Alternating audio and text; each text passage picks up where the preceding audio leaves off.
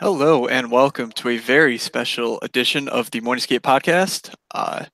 We are joined by, well, let me introduce, hold on, let me restart that. I was gonna throw the date in, but then I just totally lost my train of thought. Um, Not gonna lie, I saw your avatar show up on my screen and it was like this giant face looking at me and I'm like, what? And that just really sent me through a loop.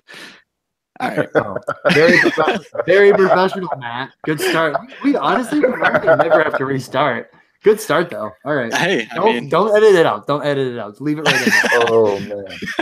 I'll post the picture of the avatar with the pod and just be like, Yeah, this.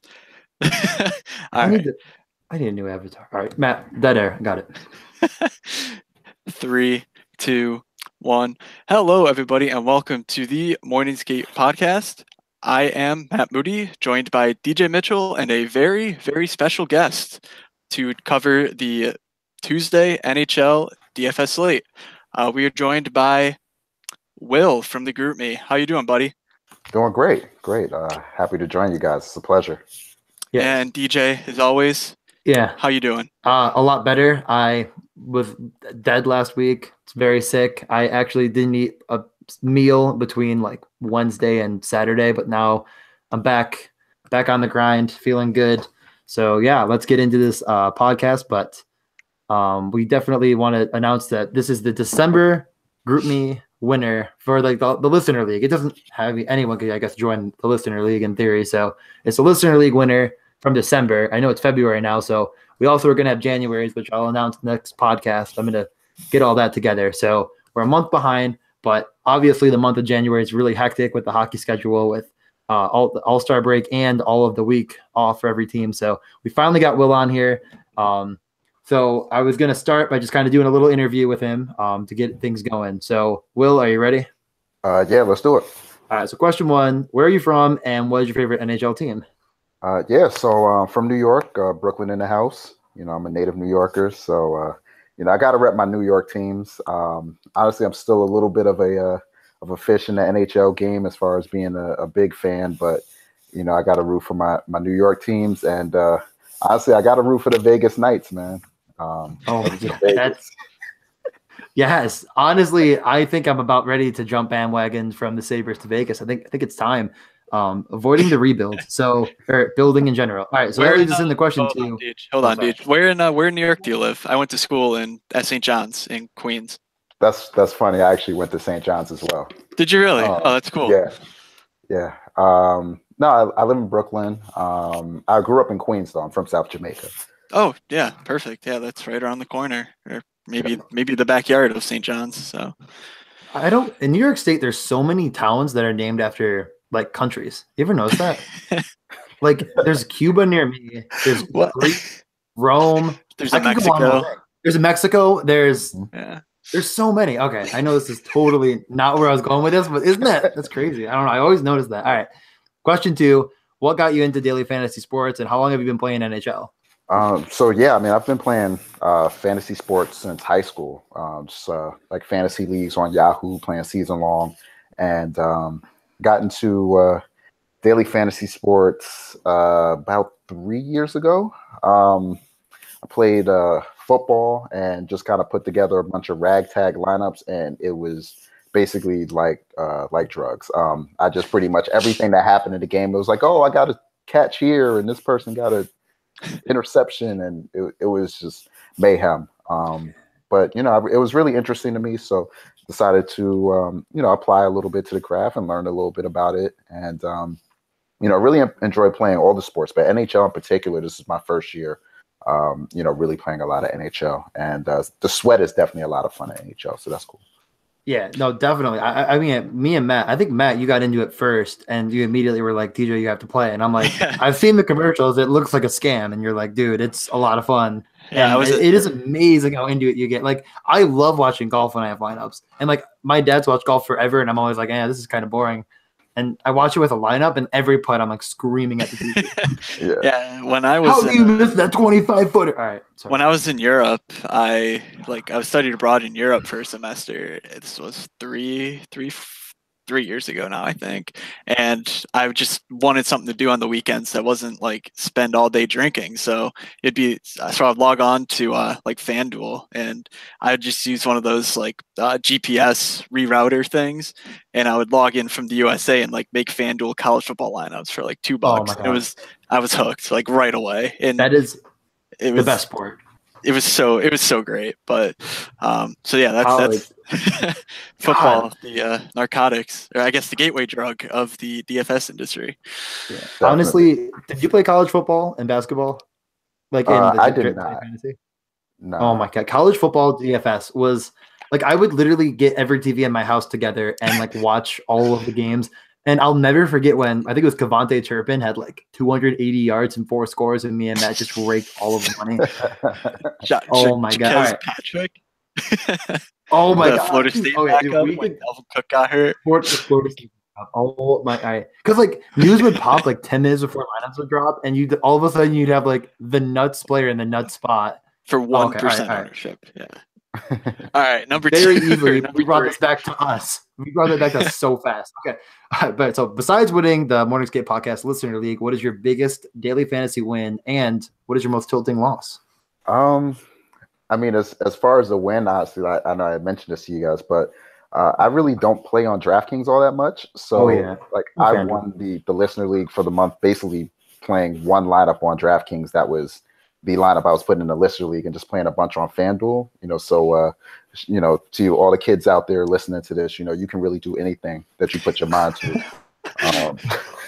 I can definitely, just like anybody, I can come up with a bunch of tilting losses off the top of my head. But the biggest one was last season, I believe, in baseball. I had almost the nuts with the Atlanta Braves and a couple of other teams. I had the Braves paired with a few other teams and a couple of really great lineups. And then my pitcher is, I believe he's throwing a one-hitter going into the 5th inning and then just completely collapses. And was it Michael Pineda by chance? That sounds a lot like Michael Pineda. No, it wasn't Pineda this time. Pineda did it to me once. I believe it was Tyler Anderson, actually. Okay. Oh, God. From the Rockies. And that was bad. I had another one where Jason Hayward hit a bomb to center field after he was having a monster game. And it gets caught at the wall by Keon Broxton in the bottom of the 9th inning. And that home run would have won me the big $4 on FanDuel also. Oh my God. Baseball is honestly like the most tilting one because you have the perfect lineup and you have like Kershaw and you're like, oh my God, it's over. And then Kershaw had that one game where he was getting bombed. Oh God. Yeah. I'm like really excited for baseball DFS and like horrified. Okay. But we'll get to number 4. So how the hell did you find out about this podcast in general? So yeah, I was deciding to play NHL at the beginning of the season. I was looking for resources. So I found a couple things, and I'm a big podcast listener, especially when it comes to fantasy sports. That's just how I gather most of my information. And came across the podcast, and gave it a couple listens, and just been hooked on it. And I found out about the GroupMe, and I wanted to be around people that were much more involved in the sport than I am, that knew more about the players. So that became a good opportunity, and just kept listening from there. Yeah, definitely. I always wonder because I mean our podcast has gotten like a little bit now where like you can search it and it'll come up decently quickly. I remember when we first started, I was always amazed because it was like impossible to find. It felt like I'd search up like the Morningscape podcast, like 5 would be in the way that weren't even close to the name. So it's definitely nice to get like that kind of feedback and hear from you guys. So that's awesome. I always wonder how people find it. Matt, is there anything you want to add to this, or just go to number 5? No, tell your friends about our podcast too. You never know who needs a NHL DFS, especially if NBA All-Star break coming up. Tell your friends. That's our big break. Every year, like we always get a bit of an influx, I'd say, because people I get people from all over DMing me like, "Hey, where can I find your stuff?" I'm like, Morningscape Podcast. Let me tell you, it can listen to me for an ironically. Okay. That's actually where I started playing NHL last year, was the NBA All-Star break. I played it for like a week, and I was like, oh, this is pretty cool. I may come back to this. Yeah, I do, because I feel like in the NHL, that's where the biggest information gap is. like players will be out and people just won't even know. Mm-hmm. Like I bet if you had like overall all the sports like players that didn't play and their ownerships, like hockey would have the highest correlation of like players not playing but people still playing them.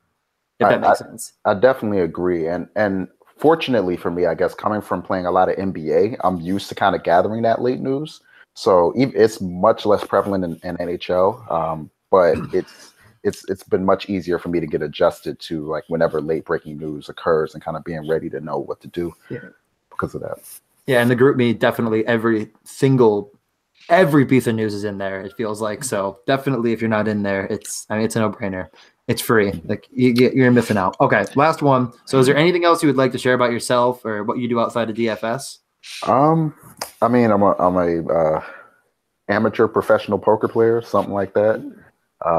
Played professionally for a few years, so that's kind of where I get my gambling cahoots from. And otherwise, man, just shout out to the Morningscape pod, man. All the people in there, they're awesome. They know much more about hockey than I do. And just great guys to be around. So glad to be in that group. Yeah, definitely. I know we have some people. I had one person that like messaged me saying they wanted to join, and then I was like, "Yeah, like, how do you want to get in?" They never got back to me. So if you're out there and you like still want to get in there, it's never too late, you know.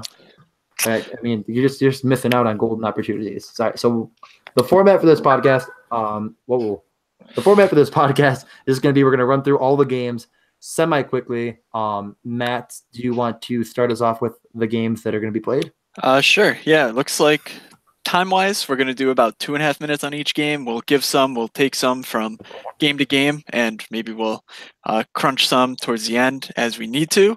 But yeah, we're looking at an 11-game slate, so definitely the NHL continuing to give us, small slate, huge slate, small slate, huge slate. Kind of hoping that breaks up as the season stretch run, continues to take shape. But with that said, let's go over the 11 games. It's Anaheim at Buffalo, Anaheim on a road back-to-back, Vegas at Pittsburgh, Philly at Carolina, Washington at Columbus, New Jersey at Ottawa, Boston at Detroit, Vancouver at Florida, Minnesota at St. Louis, Arizona at Winnipeg, Calgary at Chicago, and San Jose at Colorado. So let's just start with the first game, Anaheim at Buffalo.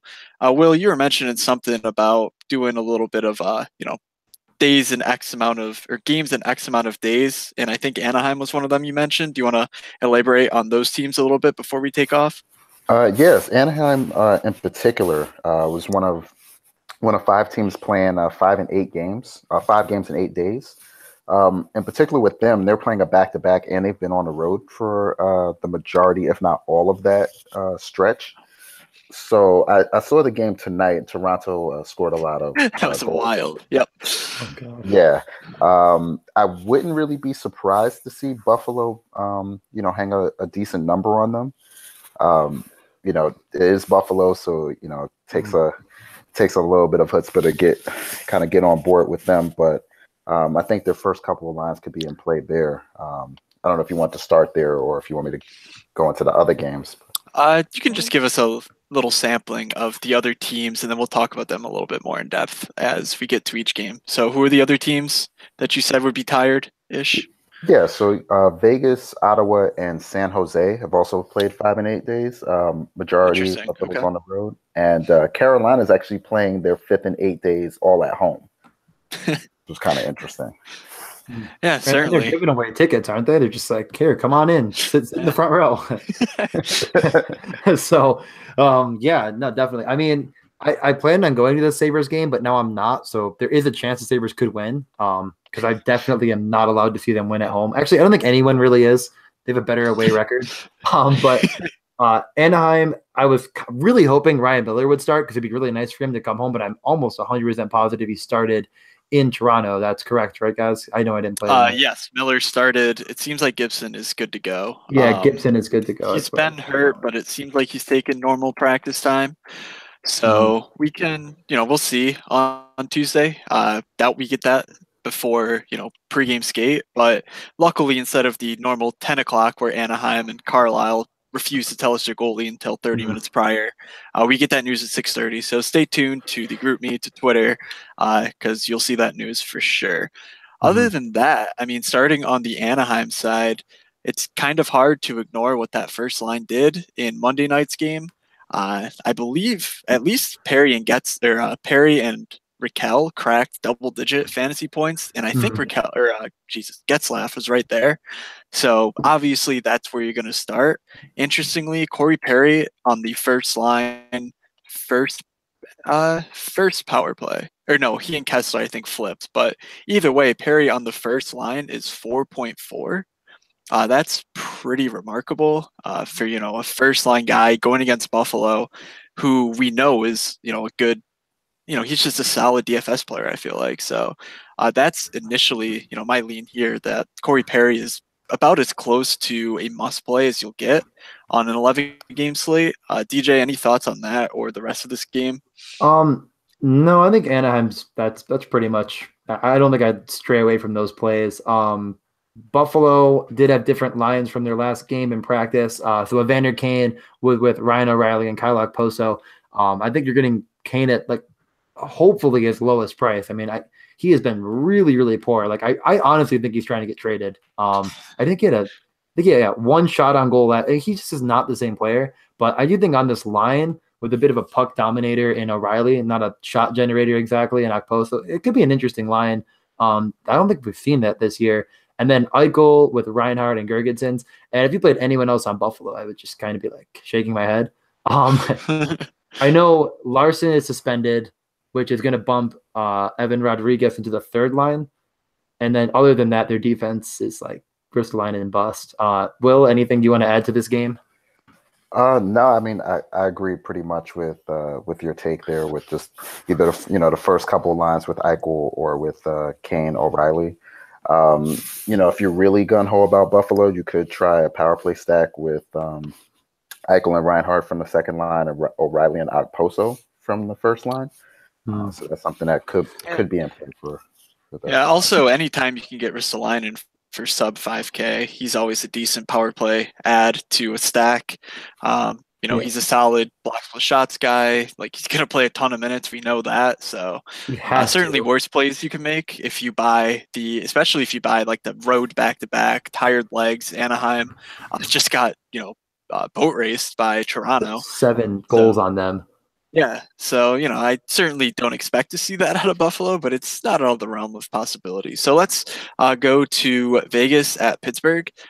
Noteworthy here is Marc-Andre Fleury returns to Pittsburgh.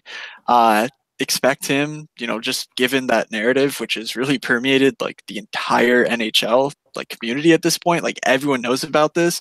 I have a feeling that'll kind of give a lot of people some false hope on Fleury.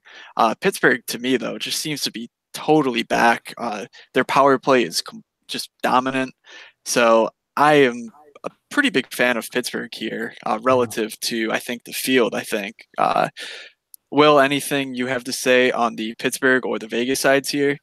Yeah, I mean, I'm all in on Pittsburgh, I think, at this point. The one interesting thing I noticed that Pittsburgh did is they pretty much double shifted Kessel and Gunsel last game, and they shifted Ketzel onto the second line with Malkin and Hagelin. So that's probably where I would start. But you could also go with the Crosby line and potentially with Gunsel, who was double shifted into Simon's role on the Crosby line. Yeah, I mean, the practice lines they ran today had is it Simone? I don't know if it's Simone or Simon, honestly, but he was back with Crosby and Rust. I think it's Simone. But I also back? read okay, so Hornqvist did not practice, and neither did Kessel. So like, I really don't know what their lines are going to shape up to be. They had Recchi on the third line with Gensel and Sheehan. I honestly have Marc-Andre. What was his name? Marc-Andre Recchi. Recchi. Recchi? I mean, Mark Recchi? Like Mark Recchi, that's what I'm saying. Is he back? I don't know. So honestly, I have no idea what Pittsburgh's lines are going to be. honestly tell you I have no idea who that is. I Never don't heard know of that either. guy before in my life. Me neither. So I really don't know what their lines are going to shape up to be. It does look like in the last game, Crosby, Gensel, and Rust were the main first line, with Simone getting bumped down. I don't know if it was during. I mean, Crosby had correlation to pretty much every single player. Obviously, they were down 3-1. You got to get him on the ice. So if you do want to go with any sort of a narrative, I think Crosby is like very much in play, and I think you could stack him pretty safely with a number of guys. I want to get exposure to that power play, and Gensel was on that first power play last game with the absence of Hornqvist. But if Hornqvist is back, I don't know for sure. While you guys, I'll just double check on the Hornqvist stuff. I didn't see anything confirming or denying, but I'll look if anyone wants to say anything on the topic. Yeah, so I mean, looking at the Vegas side, even though they've been pretty damn productive, like their underlying numbers are fantastic this season. Yet that they don't really project out that well in this game.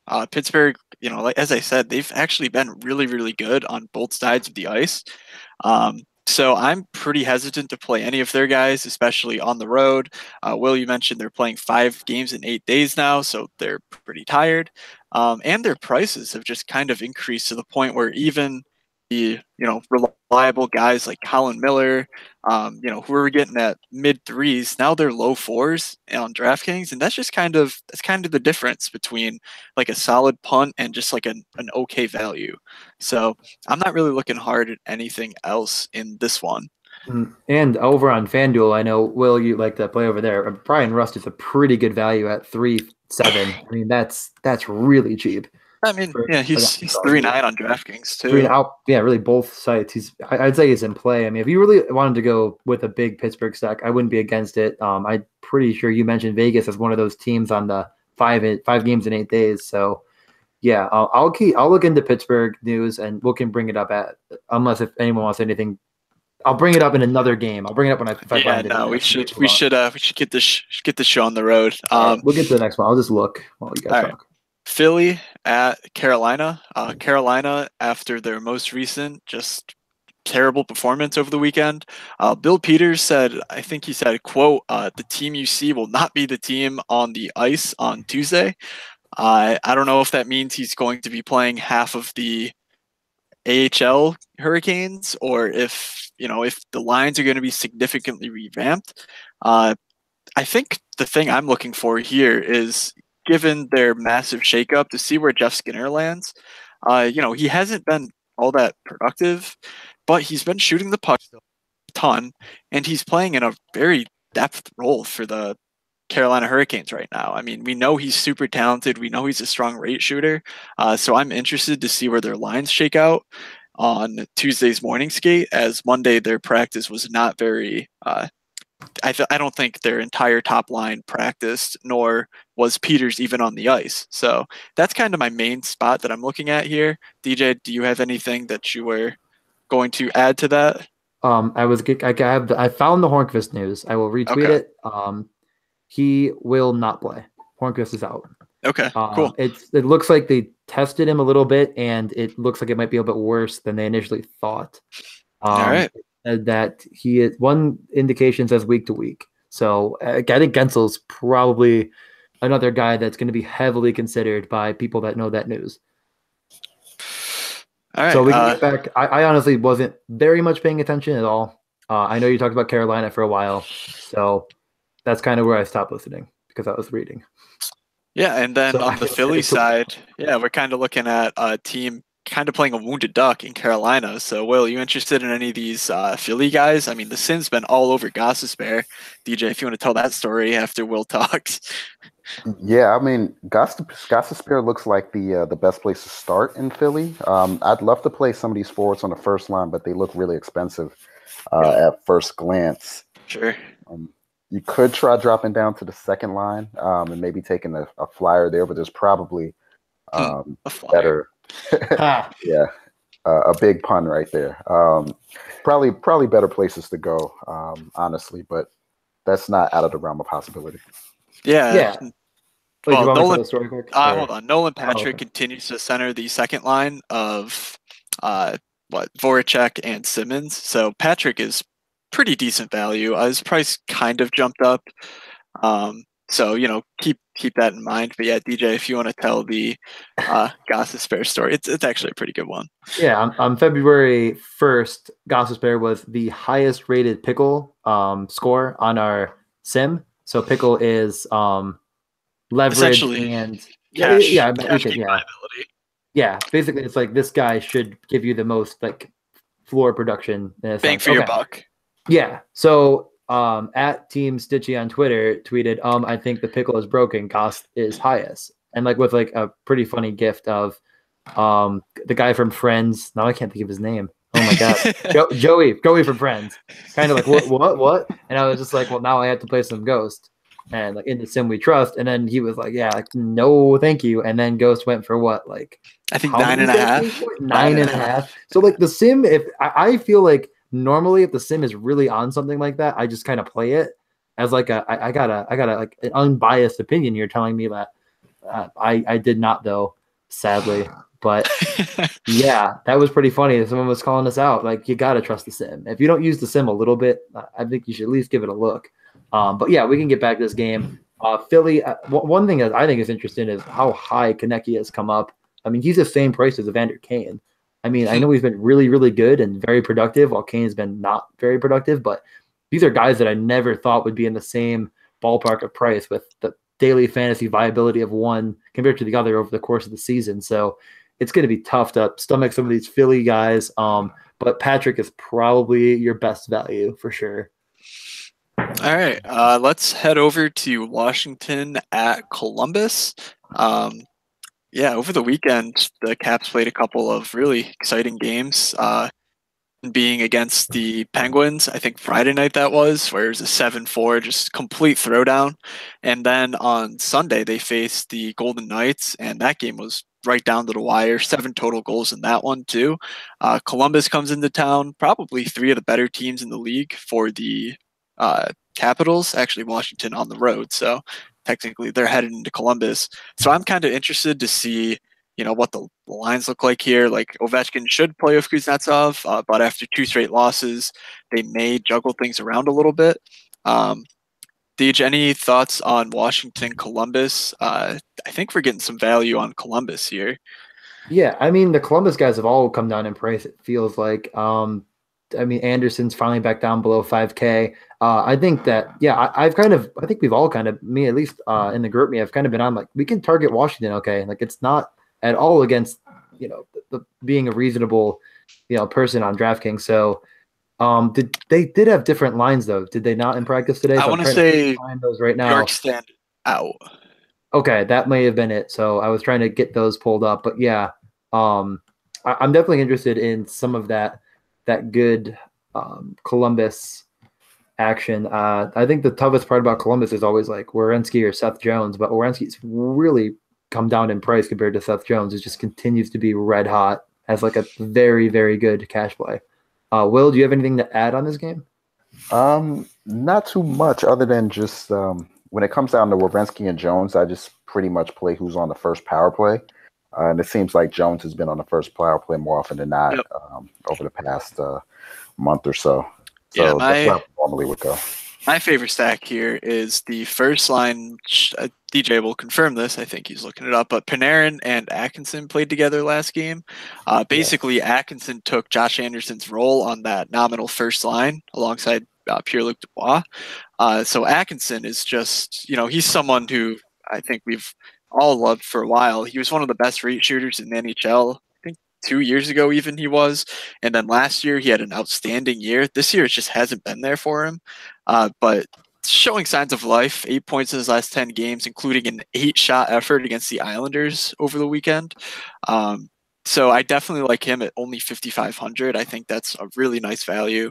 And then Panarin, being Panarin at 6,300, just has a ton of talent. And if you think that Jones and Atkinson are both going to smash, Panarin's almost certainly going to be a vital part of that. So yeah, I like that stack a little bit. You want me to read off the lines really quick? Yeah, sure. Yeah, so it is Panarin, Dubois, and Atkinson, Bjorkgård, Wenberg, and Foligno. So Bjorkstrand is playing, at least presumably. And then Jenner, Dubinsky, Anderson. And then, the fourth line, I'm not interested at all. Werenski was with Jones again. I know they were split up for like a couple games, I thought, maybe a little bit ago. But they are together. But I don't know. The thing about last game, we had a first power play of Atkinson, Wenberg, Jones, Foligno, Panarin. So just as you mentioned, did you read that off? Yeah, I think so. Yeah, I and didn't then the mention the second. entire power play. Oh, okay. And then the second power play is okay too. You could get a little contrarian with it with Anderson, Dubois, Jokinen, Bjorkstrand, and Morensky. So there's not a lot of really good correlation there. It was kind of like a two-man stack. None of the forwards are on the same line, and I have no idea who Jokinen. It was like UC Jokinen. Yeah, that's UC Jokinen. Yeah. Oh my god! I was like, wait a minute, is he there now? Yeah, Dude, he's there. That guy has to have played for every team in the NHL almost. He's got to be getting close. I think that's his goal. Yeah. I think that's got to be his goal. All right, anything down on the Washington side? I mean, is it just kind of like the normal suspects?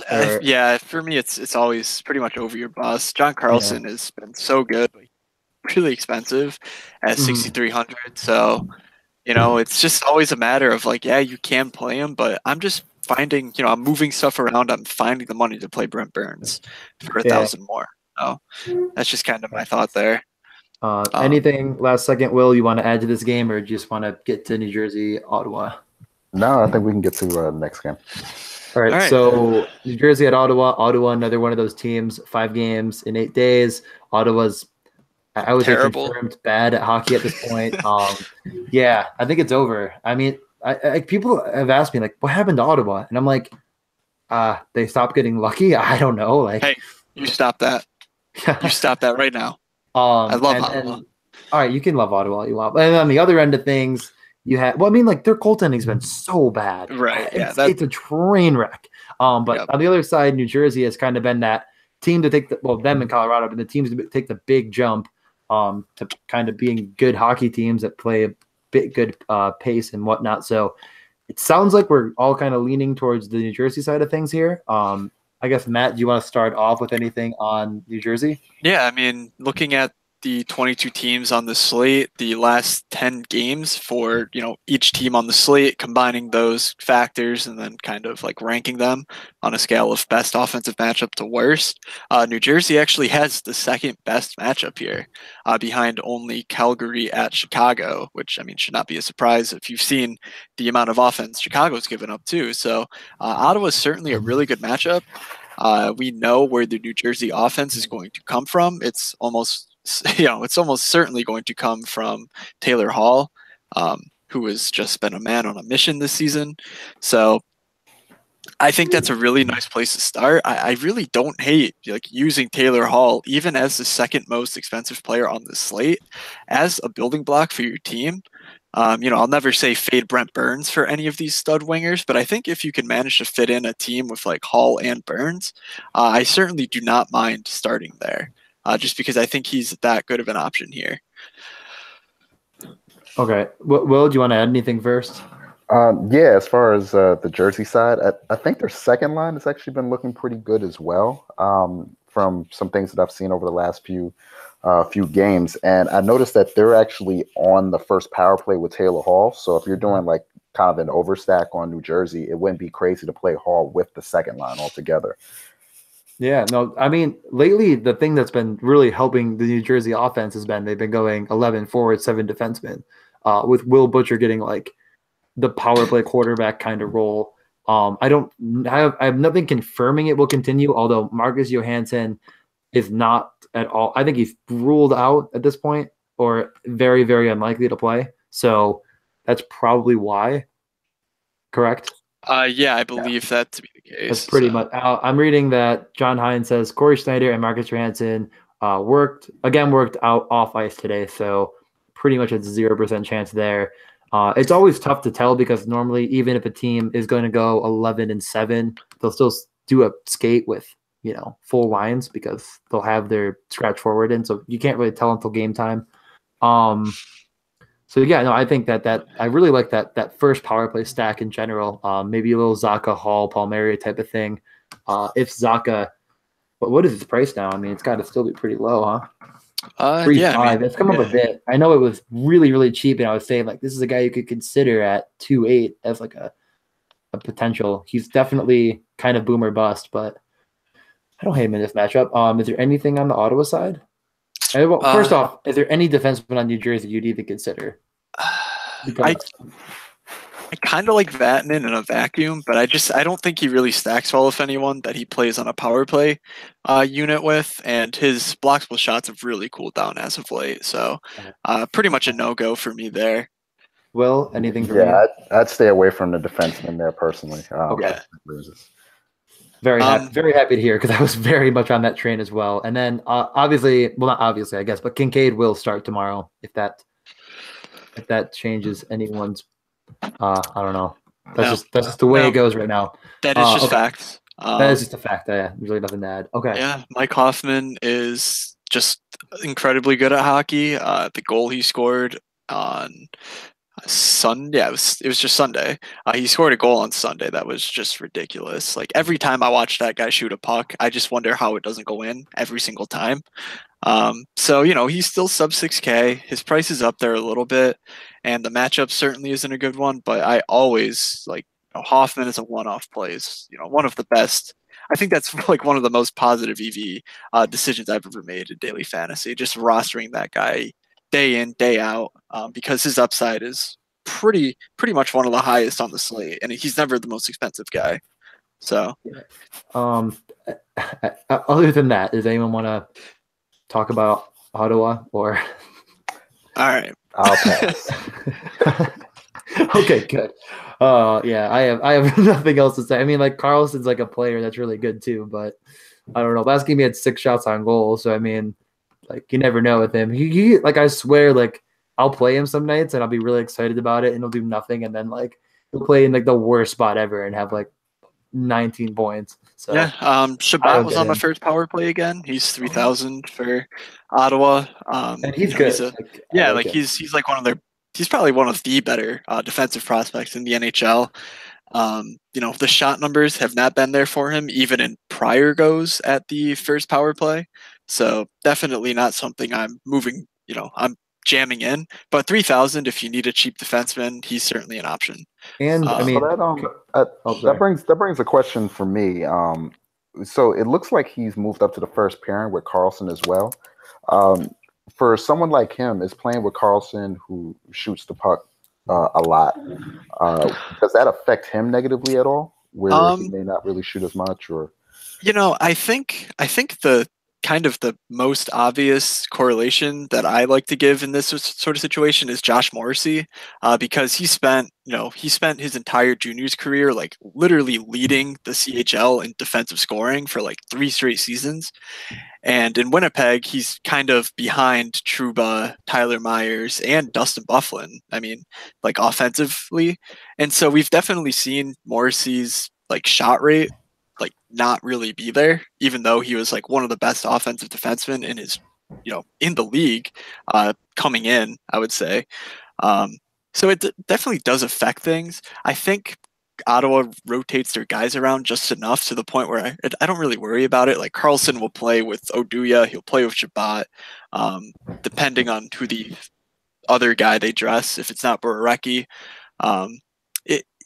so yes, I think it matters, but for 3,000 and first power play time, I don't think it matters enough to let that sway your decision at all.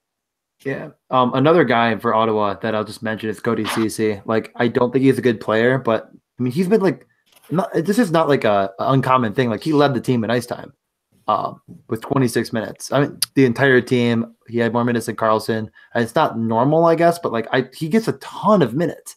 Yep. And he shoots the puck enough and blocks the puck a lot. Because he's always getting shelled.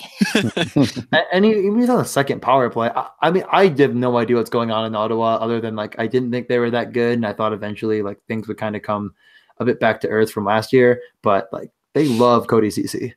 Like they're big fans of his work, and I'm not positive on him. I mean, he's really not a GPP play at all. Like, I don't think he has much upside, unless if you are just like really wanting to get the most contrarian like stack ever and pray. All right. Well, now that we've talked about every single Ottawa Senator, let's go to Boston at Detroit. All the ones that matter. Yeah, I mean, I don't really I don't see myself doing too much here. Let me be honest. So unless anyone has anything else to say, I am more than comfortable just letting this game go. Each of these teams are in my bottom 5, and I think the eye test would confirm that. Yeah. Yeah, I think that Marshawn is going to be back from suspension, if that affects anything. So that may push Heinen back down to the 3rd line. So he may not be of value. Is it already? Let me look. It's Hold been on. 5 games. I could be wrong. It's got to be right. All right, hold on. Let's look. February 7th. This is his last game. This is last 2, 3, 4. Yeah, nope. This is the 5th one. This is the 5th. Okay. So he won't be back. All right. So I mean, honestly, I'm definitely not interested. I've kind of just fallen into the whole like Detroit actually might be okay defensively. I know that their upside is really never there. I mean, some nights I don't mind playing on a smaller slate, but this one it feels like a strong fade. Yeah, they are a very low event team, so that's kind of the number one thing to avoid in daily fantasy. You just want things happening out there, and while Athanasiou is really fun to look at and maybe the fastest player in the league, this side of Connor McDavid, obviously, he doesn't really tip the scales enough to turn it into like a positive matchup or a high-paced matchup or anything. So let's just move on from there. I don't really think any DFS-worthy news will come out of there. No. So Vancouver at Florida. The terrible twosome of Trocheck and Barkov just continues to crush. Daily fantasy-wise, like, if you've played those two from when they were like mid-5s a few months ago, you are probably bathing in pools of money. Vincent Trocheck is now 7,200 in a very good home match against Vancouver, and Barkov is 6,900 against the same Canucks team. If you had to pick between these two, DJ, I know I ask you this about every show, but where are you going? Oh God. I feel like you could just like flip a coin at this point. I mean, it almost seems like some nights it's like Barkov's on a mission to just dominate and shoot the puck a ton, and other nights he's just so willing to dish it off. And then I think Trocheck's a safer option, just on like a overall on the season basis. Like he's just way safer as far as a cash type of play in this great matchup. But I don't know. I think I'm just feeling more contrarian. I'm feeling like Barkov, no matter what line he goes up against, will dominate. So I don't know. I really don't. I don't think it matters. Like you could really say either. They're very even, but I'm just gonna go Barkov. I'm just gonna be that guy. All right. Will, do you wanna pick between the two? I actually was looking a little bit at the other side of this game. Honestly. Nice. I'm not against it at all. I saw that Besser's back with Berchi and Horvat, and that's been a line that really performed well in the past. And then, because of injury, a few guys were out at different times. And I could see them going up against the Barkov line, which I don't necessarily think would be the worst matchup for them. So that's one place that I would look trying to be contrarian. But I think if I had to choose between the two, I would probably lean towards Trocheck, I think. Playing with Huberdeau, I think he's got the slightly better line. Yeah. For sure. I do think Dadonov and Barkov is probably like my preferred duo, but again, I think Trocheck as a one-off play just has such a strong floor. He and Barkov both block a lot of shots for, especially for forward. But I think Trocheck just plays like that key number one penalty kill, number one defensive guy, and Barkov is he's out there too, don't get me wrong, but they actually kill penalties together, which is kind of cool. But do you want to hear a fun stat too, just to go along with this kind of whole thing? Go for it. So I know last podcast we were talking about the injured Florida goaltenders, and do you want to know was the NHL's second star of the week? Oh, Sateri, whose name I learned maybe last week. I think it's Is it Harry Sateri? Is that how you say it? Harry. Is it Harry? That would be kind of cool, right? Harry Sateri. Yeah, I almost feel like that's like it couldn't. I mean, he's probably not from America. I mean, I don't know where. Whatever. He went 3-0. What? Get him out of the country, right? No, that's not what I know before we had the whole thing, like, my name is Donald, but, like, I'm not like that. No, I just saying, like, he's from Finland. Like, I just looked it up, all right? I'm not. Sorry. All right. I'll get out of here. No, but he had a beautiful 946 save percentage over the past 3 games, Wow. which is insane. I've never like before we were like talking like who is this guy? And I mean, yeah, like he's been really, really good. Obviously this could be the number one case of like negative regression candidate because No, I mean, this is the number one case of it literally does not matter whose name it is that you're clicking on. You are clicking on the team that the goalie plays for. And yeah, That's I mean, fair. you might as well just, throw a dart at a dartboard. But I think if you're looking at it as from a perspective of, oh, this goalie's really good, like it doesn't matter. So, like, you'll see a guy like Sateri, he'll probably be a decent sized favorite at home for 7,400. Like, I think that those are the sort of plays that you need to make. And just, because goalie is so random on a night to night basis, and the best goalie in the league is one shot per 200 better than, the worst goalie in the league, basically. So I think that's just really how you should be looking at your goalie selection and not just looking at the name and find the biggest name at the cheapest price because, unless it's Carey Price, who's kind of been dragging the Canadians to relevance over the last couple weeks, like you're not going to find big games any more often by clicking on the higher owned, higher priced big names. So I really want to know how to say his name, but I don't want to click on the little icon that speaks it Yeah. because I feel like I'll lose you guys it'll for a freak second. out. All right. Well, okay. That was I just wanted to bring that up. No, I don't hate the Vancouver side though. I really don't. I definitely agree, but I do think that Besser at 7K is just like I don't know if I could stomach it. It's a problem. All right. But we So can move on. 4 games left. St. Louis facing off with the Minnesota Wild at St. Louis at home. Gotta say, neither of these teams jump out to me from the expected goal standpoint. But I kind of have a feeling that the St. Louis team, like Tarasenko is 7,000. They've reunited as of last game, Tarasenko, Shen, and Jaden Schwartz. So, unless things happen yet again, that line has been one of the best lines in the NHL when they've been together. So definitely a spot I think that could go way overlooked. And it is pricey, but they're not overly priced to the point where it's impossible to fit in a good team around them, in my opinion. Yeah. Will, do you have anything to add on this game? Yeah, no, this game didn't really jump out to me as an overly high scoring game. I can definitely see like sort of a slugfest from these two teams. Minnesota is still really good defensively.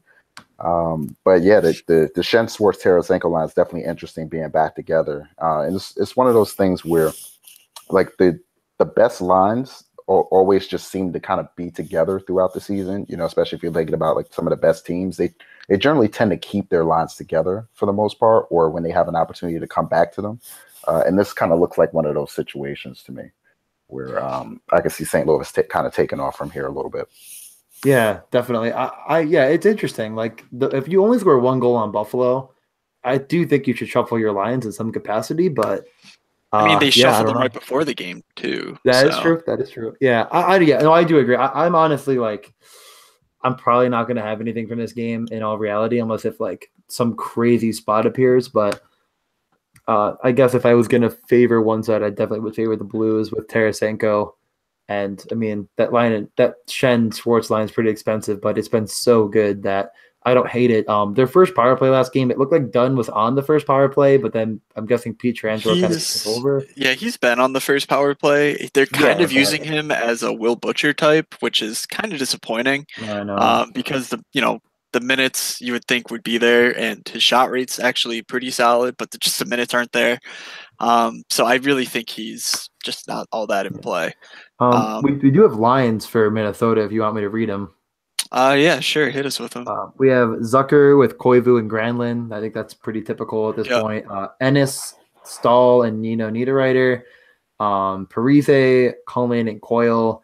Winnick, Ekman. Oh my God. Eriksson, Ek. What am I saying? And then they had Foligno, Stewart. So I'm guessing Foligno probably. It could be Stewart. Who knows? Both ex-Sabres that are You really not should probably good. All probably right, bench yeah, Bolt. none of that changes any of my thoughts here. Just not Nope. that interested. All right, Not really. Winnipeg at home against the Arizona Coyotes. This is probably going to be a pretty popular place to go as well. We're looking at Patrick Laine as the third most expensive winger on the slate. Always a fun time when the guy with the worst beard in hockey, or two of the guys with the worst beards in hockey, and Burns and Laine are probably like cornerstones of your daily fantasy lineups if you like to play the all terrible beard team. What is Laine doing with that thing? Like, Okay, have no, you seen him recently? Laine's is bad. Burns is beautiful. I mean, I'm not jumping on that one. No, I mean, Laine's Jumbo Joe's is like Joe Thornton's is beautiful. okay. Like Burns is a Burns, bit pushing it. yeah. I mean, okay, that's fine. I'm not gonna be that mad about your take there, but like no, Laine's looks like he really wants to grow and he's like pushing every day to like, oh, come on, come in full, but he just won't do it. Yeah, he should shave. He should probably just give up. It's not the year. It's You might not need yet. some Jamaican black castor oil for that beard. Help some of those patches grow in. Yeah, I mean, you just oh god. I think you could use it. You know, one of my favorite things though that I noticed like right off the bat with this game is, I mean, we've definitely been touting Jack Roslovic a bit. Oh my god, a bit. Jeez, Jack Roslovic has gone up from, I'm pretty sure he started at like 2,800 all the way to 4.7 and only has 2 points to show for it. He's always kind of in a smash spot. But do you think you could stomach this price tomorrow? I don't really think I can. Like, yeah, he's playing with Laine and Wheeler, and they've been together for, like he played 17 minutes last game, but they're still using Kyle Connor, one, on the first power play, and two, kind of double shifting him in Roslovic's place for just a little bit. But I think it's meaningful enough to where 4.7 for a guy who simply isn't proven at all really strikes me as a bit reachy. And one of those spots that I feel like you could look back at the end of the night after Roslovic plays 8 minutes and gets power play 2 time, you just go like, how did I not see Kyle Connor was going to be in the top 6 and Matthew Perreault was going to take his power play role? Just because that's kind of what we've been used to. So I think there's a lot of avenues to failure, and it would take basically a multi-point game from Roslovic to make me regret that decision, which I don't really see happening. I also think there's a chance. Well, first off, Nick Baton and Brandon Lemieux were recalled by the Jets. Okay, that's exciting. I also I think Hendricks got hurt, maybe. I think that looks true based off of what he had 2 minutes of ice time. So yeah, normally that means something. Another thing is my favorite beat reporter, Ken. I think we went with Weeby, but it could have been Wybe. I think we thought it was Weeby, but he's my favorite because he always, every time I ask him a question, he will direct message me and give me an answer. He's the best. He reported that Scheifele was on the ice without the non-contact sweater on Monday. Yes, I have seen it as possible that he could be back tomorrow as well. It's interesting that they recalled 2 players and then that like he practiced. I don't really know. Maybe they're just kind of like. I don't know. It does look like there's news that Scheifele won't play until Friday. So maybe that's why they're planning to hold Scheifele out a little bit longer, and then with Hendricks getting hurt as well, they might need the extra bodies there. Yeah, it's probably it. So yeah, I'm willing to agree that probably Scheifele does not play, but it's definitely important to keep an eye on. It should be. Normally Maurice doesn't really hide what he's doing. I mean, they're not like the Buffalo Sabres that literally tweet every little move they make, which is just beautiful. But definitely the Winnipeg Jets get the information out there. So we'll definitely know by tomorrow. And Brandon Tanev is the guy who's hurt, so hence the 2 calls. Oh, it's Tanev, that's right. All right. Well, why don't we just kind of pick Lowry as well? I don't know if you mentioned him. Yeah. Also. Oh wow. He came back and got hurt like the next. Oh yeah. Yeah. Oh, I remember seeing that now. Shape. Oh man, they are still pretty banged up. All right, why don't we pick a favorite stack from this game? Because obviously, against Arizona, this will be pretty heavily targeted. But first off, I guess you guys both really like the Winnipeg side of this, or you just think this could be a trap? I'm kind of leaning that way as well. Like Winnipeg, they're really good, but they're not the same Winnipeg team from years past that were just kind of like the Maple Leafs, where they were like always up and down the ice. Like if you look at their pace this season, it's way down relative to last year, and like the years before that too. So certainly, I think a place where I'm going to be hesitant to roster guys from, given their prices, but I wouldn't be opposed to it by any means. I mean, they are minus 230 favorites right now. So Yeah, Hellebuck is the most expensive goalie on the slate with Hutchinson, I think, just underneath him. no surprise. No surprise there. So is there anyone from this game, though, that were like, is Connor? Matt, it kind of sounded like you were considering Connor as like a possible option. I mean, he's 5,000. Like, when like I'm not rostering a guy for 5K because he may split time or he may take over someone's role. Like that's kind of the more speculative mid threes play that I'd like to make. All right. Will, anything from you on this game? Just the one other thing on Roslovic that I noticed. He's 4.7K on DK, despite not really having much to show for it. He's still 3.5 on FanDuel. So that's just a big discrepancy where if you did like him, like FanDuel is definitely the place to play on that. Yeah, wow. He is like the same price as Nick Cousins on Arizona. At 100 off. That's amazing. Like you're getting such a better, but that sometimes that happens. That definitely happens on FanDuel where a guy just won't jump, while he will on DraftKings. I think DraftKings must factor in like ownership into their pricing more than FanDuel. Mm-hmm. Yeah, the same thing with like Matthew Perreault as well. He's 1.2K less on FanDuel also. So it may have something to do with the matchup as well. But FanDuel I think this season they've been slower to move on some prices as well. So. Every year. I just got to learn on my phone. Mark Scheifele returns to practice, could play Friday versus Blues. Very interesting timing. All right. So I'm guessing we're all set with the Arizona side. Really nothing of note there. Calgary at Chicago. I kind of alluded to it earlier, but actually Calgary has the number one matchup as projected by the expected goals over the last 10 days for each team at 5-on-5. So definitely a spot where I will be doing my due diligence. I kind of like this game from a value perspective. Like there's just a lot of guys on each side who I feel like they're not great plays, but they're cheap enough to the point where I think you could talk yourself into them in sort of like a game stack scenario. I'm not positive that that's how I'll be attacking my lineups here, but they did just play over the weekend and Calgary won that one. Let's see, 4-3 in overtime. Mm-hmm. So, we know how they're going to match up. We know what they're going to try and do. Like Taze is going to try and shut down the Monahan line, and the Backlund line and Kane will almost certainly match up. So just a little something there that I think could be useful. Yeah. Yeah, I think Anisimov being on the second line for Chicago is interesting. And this game overall kind of strikes me as a GPP game. Like you could definitely get your goalies from this game potentially if you're looking for a place where goalies are going to see a lot of shots. Not that we want to talk a lot about goalies, but kind of one place you can go. And the Chicago second line was a line that was performing pretty well before Anisimov got hurt. So that could be a place to go back to if he's back with Smalson Kane. Yeah.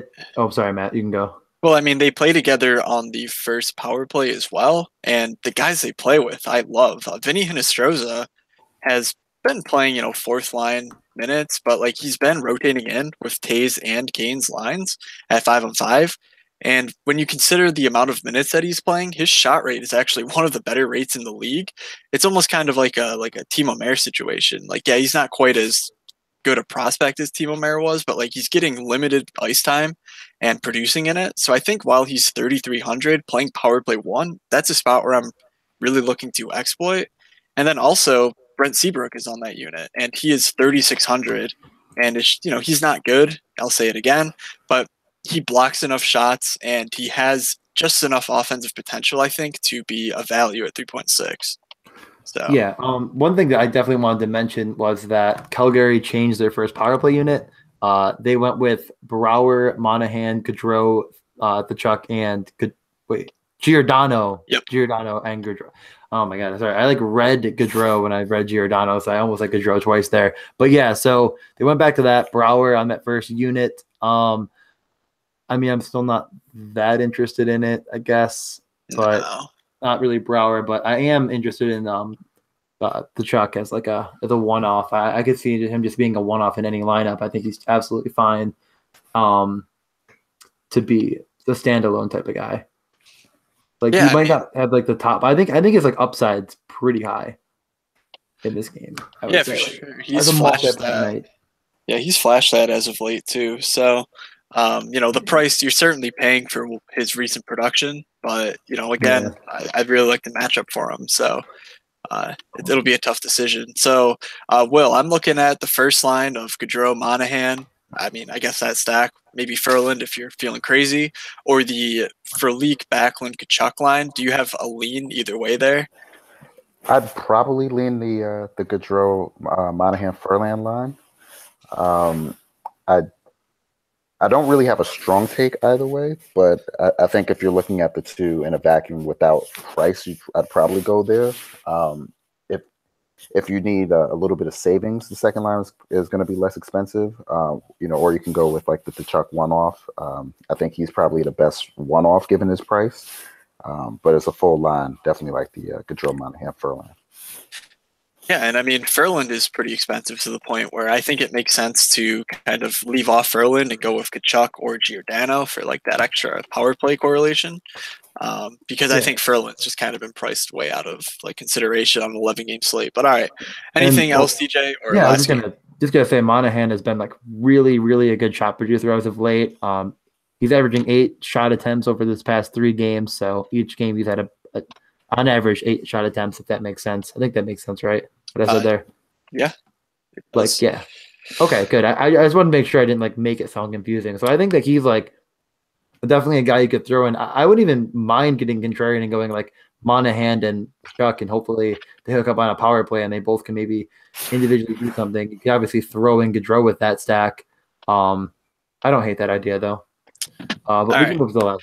So last game, San Jose at Colorado. Reminder, Nathan McKinnon is out. I believe the time frame on that is like 2 to 3 more weeks for his shoulder injury. So it's certainly not good for the Avalanche.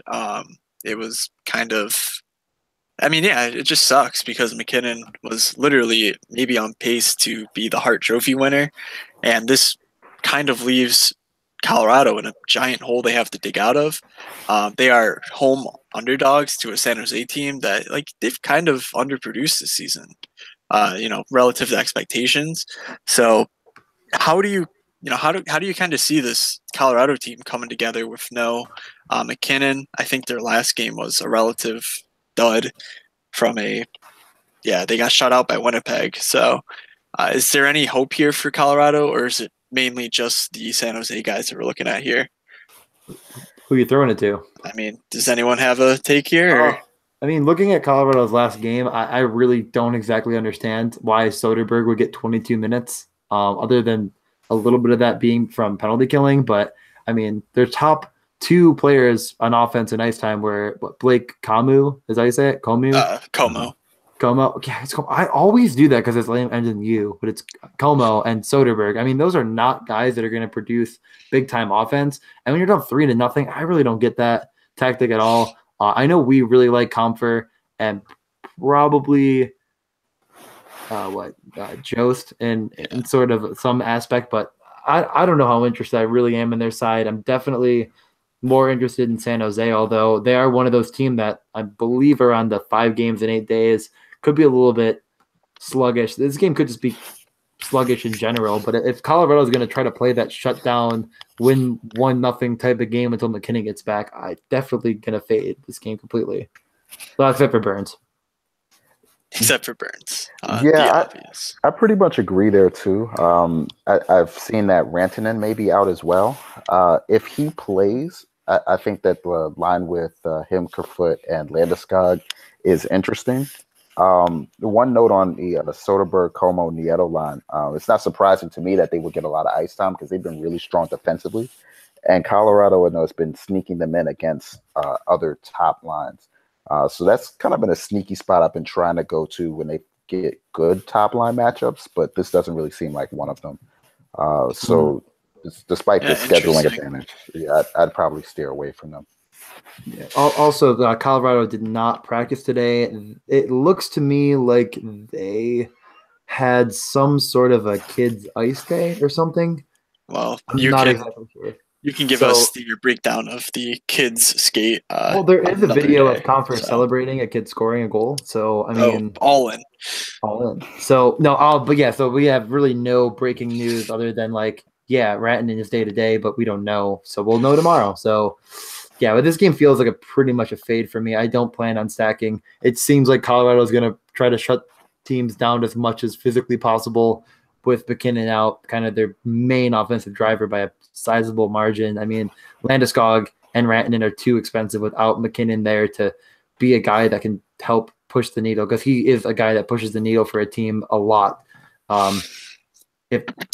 So other than that, Last thing I think here is I think Joe Pavelski and Thomas Hurdle, although they're not 5-on-5 correlated, I think they're pretty good values if you want to like power play stack with Burns.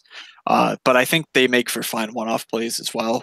Pavelski and Hurdle both at their current prices. But all right, let's close this out by doing just one stack that we're not going to go without tomorrow, and then a guaranteed goal.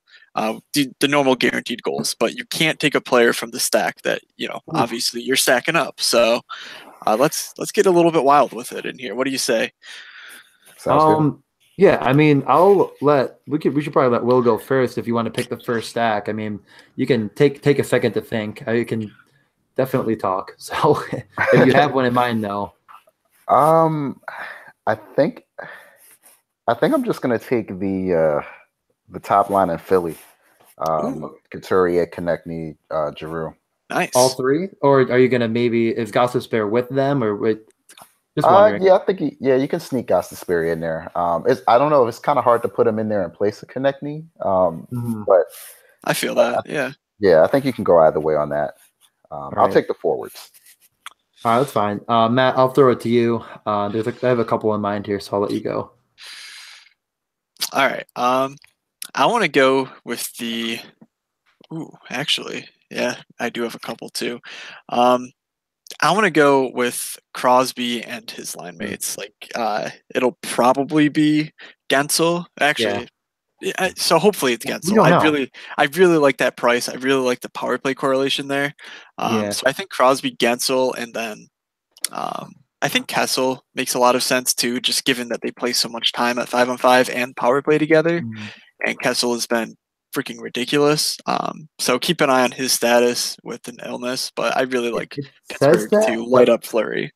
I also read that it was just a maintenance day. So like someone, I don't know where that rumor kind of stems from, but I read both of those. So could be either way there. I was going to take Pittsburgh if you didn't, but I'll go, I guess, a little bit contrarian maybe, although this was one that I know you talked about a lot. Panarin, Atkinson, and Jones. I really like that stack. I think it'll be much less owned, or well, why am I saying it like that? It'll be a lower owned stack than at least Pittsburgh. Although honestly, you made a good point earlier in the podcast. People might fade Pittsburgh a bit because Fleury. I think so. I mean, it's just such a prevailing narrative right now. Yeah. So who knows? Why don't we go guaranteed goals then? We'll let you go first again. If you have any in mind, we try to keep the combined salary under 12K. I don't know if you knew that or not. Okay. Yeah, that's not a problem. I think I'm going to take Taylor Hall to start. I just really like that matchup. Plus the power play time, obviously. And Taylor Hall's just a beast. So I hope I didn't mess up anybody else's draft board there. No. a little bit. I'll be honest. You were going to take Hall? I mean, he's pretty. I was honestly thinking about just going Palmieri, but now never mind. I don't know. All right, I'll let you go. Taylor Hall. Who do you have with him? Do you want to dig around the 4K bin for a little bit? Yeah, I think I'm gonna need to do some bargain shopping here. Perfect. All right, I will go with. I'm gonna go with Patrick Kane. 100 for Kane. I think that makes a lot of sense. I think you're getting good value there. And as I said, I think there's a lot of value guys like Anisimov, Hinostroza, Seabrook that you can stack with Kane that make a lot of sense and make a really good lineup work. Man, so you got your top end guy. I just did not expect you to say that for some reason. I don't know why. I was just like, his shot rate's been creeping back up. I mean, he's kind of playing relative no names now. So it's fun. I know, it's kind of crazy. He is good. Oh boy. Oh man. I really want to say a couple different players. I was gonna say Panarin, and then I remembered your rule that you made.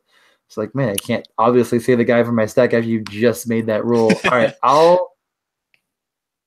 I'm just gonna go with Matthew Tkachuk as one of mine, which will give me a lot of room. So that would be what, 5, 6. That would give me 6, pretty much. Yeah, just about. Oh man, that gets me. Does anyone have their other guy? I'll go with, man, 6K. I wanted Drew is exactly 12. I mean Voracek. Interesting. I'll go with Voracek. Voracek's definitely cooled off a bit and his price has come down, but I expect that shot metric to go back up eventually back in his favor. Like, I don't think he's just going to stay like a playmaking type build, at least with its points. So I'm going to go with Voracek, which is exactly 12K. Yes. Yeah. Nice. All right, I'm gonna go with Jeff Skinner. Like, he's just so good. Such a nice, like, he's such a good player. I think that they're gonna do a little bit more to try and feature him. Given their team struggles. So I kind of feeling that, kind of digging the Jeff Skinner love. Was debating between him and Hurdle, to be honest. So I'll go with Skinner. Okay, Will, I think you had the last guy here. Yeah, I'm kind of between two guys here. I think I'm just gonna go ahead and take Timo Meyer. Oh, a man after my own heart. Honestly, like I was looking at the range for a minute to like see, and it's like it's either you go with Gensel and you just really go with Matt's stack, but could you not do that? Was that part of the rule? You couldn't go with someone else's stack? No, that wasn't part of it. Oh, okay. So. Those were the two I was considering too, though. I'm like, Timo, where? All right, that's fine though. I definitely like those. So we have, I had Voracek and Tkachuk, which are two names that are tough to say together. Matt, you had Skinner and I already totally forgot the other guy, Kane, and then Will had Taylor Hall and Timo Meyer, which are two, I would say, like two of the better shots of the whole thing here. All right, so why don't we sign off here? We're probably over an hour. Yeah, for sure. For sure. Yeah, definitely are. Yeah, huge thanks to Will for taking the time to chat with us for a bit. Hope you guys enjoyed a bit different, getting some new blood in here. I definitely enjoyed it. You came well prepared, really sharp, and it was nice to know a little bit about you. Can't believe that you're a fellow Johnny. Just took down Duke this weekend. It was crazy. Yeah, it was crazy game. Yeah, nothing like that small school at St. John's compared to my St. Bonaventure Bonnies. It's okay. I understand, guys. Right. So yeah, we'll sign off here. Definitely get in the group me. Message us on Twitter. I said you could email us. I didn't get any emails. And join the listener league. I will next podcast make sure we have announced the winner for January, and we'll start coordinating for our next guest. Thanks again to Will. Matt, anything you want to say before? Will, is anything you want to plug? Yeah. I mean, like Twitter, like anything like that you just want to get out there? No, I mean, come scoop all my head-to-heads on FanDuel, I guess.